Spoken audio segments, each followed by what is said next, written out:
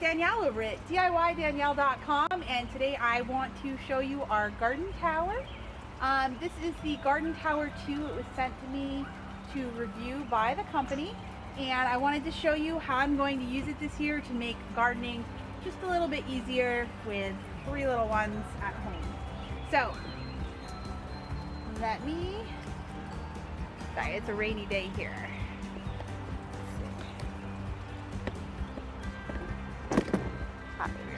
So this is the garden tower, and as you can see, it holds quite a few different plants. It is a giant planter. It's a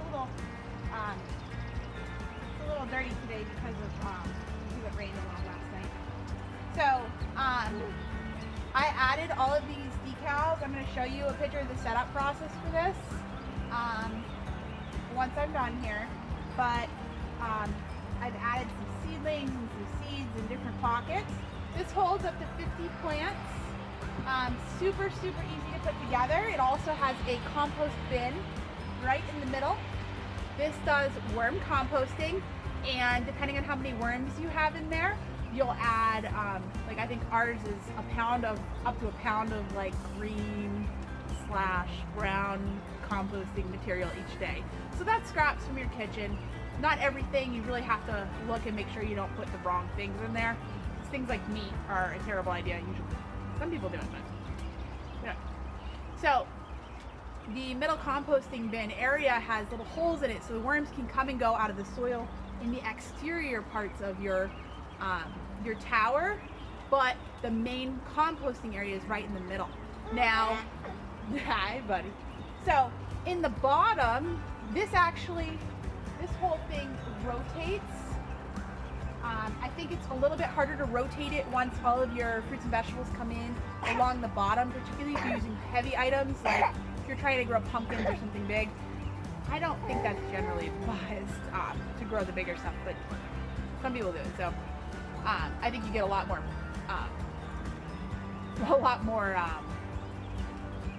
out of planting those sort of things in the ground, depending on what it is. So I have the caster set here. What the caster set does, and this is really if you want to use it on a patio or a deck, this unlocks. There's 3 locks, and then you could roll it around your deck. This is really useful in the summer if you have an area that's just a little too hot and you don't want your lettuce to bolt. You can move it to another area. So I really like that feature because this corner gets pretty sunny once summer comes, and we can move it a little closer to our house. Okay, just to show you our composting area. So it composts right down this tube, and all this crazy tape here, that's me. It's not broken. This is a screen that you can pull out at the end of the season to release all of your compost and your worm castings and your worms into this bin right here. I didn't want to accidentally pull that out or one of the kids to pull it out, so I taped it in place.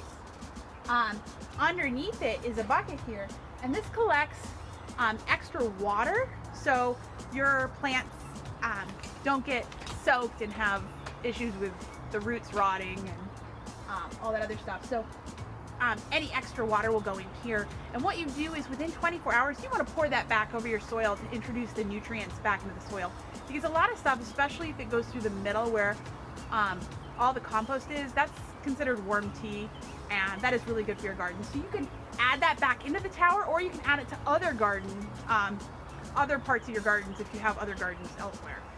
So the nice thing about this tower, and I really like this. Last year I did a big garden, and it was very hard for me to get to because I was pregnant, and it was really hot, and we had a ton of weeds, and I ended up kind of giving up on the garden partway through the year. It was too much, and I was pregnant with this guy. Huh, buddy? So I just couldn't do it. It was a lot of back-breaking work, and I was pregnant, so it was even harder. But I have like all these back and neck injuries and knee injuries, and getting down in the garden was just a little too much, and the weeds were like really brutal. So this will cut down on how many weeds I'm picking, and hopefully will be a little bit kinder on my back. The other benefit is, one of the issues was it gets really hot in Maryland. Like, it gets really warm. Like once we start getting into like the middle of summer in July and August, when your plants are really kind of really need a lot of extra care in my opinion, because the weeds have started to come in if you let them go at all. At that point, you're really looking at spending a lot of time in like 100-degree heat if you're out there weeding. And my garden area that I had dug up is all sunlight all day. And there isn't really like a cool part of the morning. So this will allow me to roll it into the shade now on my deck, or I can come out here in the morning like really early when we wake up if I'm feeling motivated, just to do a little bit of weeding if I need to. But from what I see, like you really don't have a lot of weeding to do with something like this. So I'm really excited. I know the big thing is going to be keep it watered and to keep the worms happy, of course. Make sure we don't put too much compost in. Make sure we put the right kinds of compost. But I really like the setup, and I think the situation with the composting in the middle actually is very ideal for your soil and your success of your planter. So I'm excited to try this and see how it goes over the course of the summer, and I'll try to update it on my blog about how it goes. So let me oh, and the other thing I'm excited about is I could put a seat next to it, and if I'm weeding or watering, I could just sit here and just turn it and water each pocket at the same time. So I did do a couple things I wanted to show you. I added labels. A lot of people just use a regular label maker. I have a Cricut machine, so I added all of my labels with my Cricut because it was fun. I'll have a free printable if you have a Cricut machine on your blog and you want to print one of these. I have a printable for the fruits and vegetables that I did. The other thing I did is I also added numbers 12, 6, 3, and 9, just so I can identify like which part of the tower I have facing in which direction. That way if I want to spin it and be a little bit more careful about how much sunlight it's getting on each side, I can go ahead and remember where I left off. So yes, that's it. Let me show you the setup process. I'm going to show you some quick videos of how I set it up, and that's it.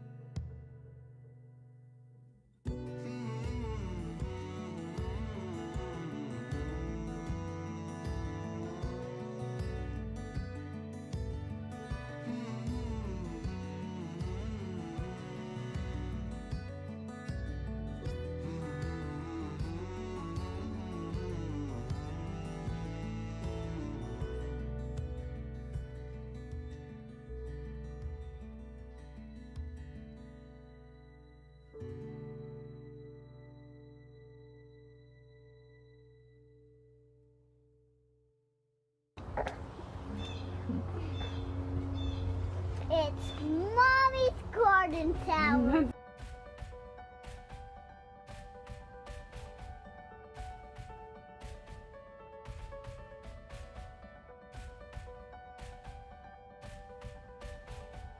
Okay, Caden, I'm going to have you put 3 in each little container that says beans, okay? Ooh, ah! We've lost a bean. There's 1. Kristen, what are you doing? There 2. Okay, can you start at this one right here? 2. Okay. Now. We'll just put them on the top right away, and we'll poke them in a minute. Why? Okay? Because we got to make sure we don't miss any. So that says cucumber, so we're not planting beans there, right? So I think this one's a bean one. Do you want to put some beans in there? Yeah. There's some beans ones. Go ahead and put it in the beans. 1, 2, 3. Okay, we're gonna turn it. Turn it, turn. And we're gonna see if we find any beans ones. Beans! Oh, beans, you're right. Beans, beans, beans, beans are off. Beans, beans, beans, beans are off. Like that? Yeah, good job.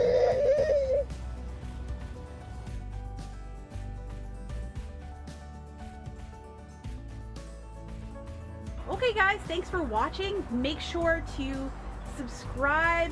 I try to do some gardening content, but also a lot of my gardening content ends up on my blog, DIYDanielle.com. Sometimes I just don't have time to do a video or have an opportunity to do a video. So make sure to check out my blog as well. And I'll have additional information about the garden tower too on my blog. Thanks so much for watching. Take care. Have a great day. Bye.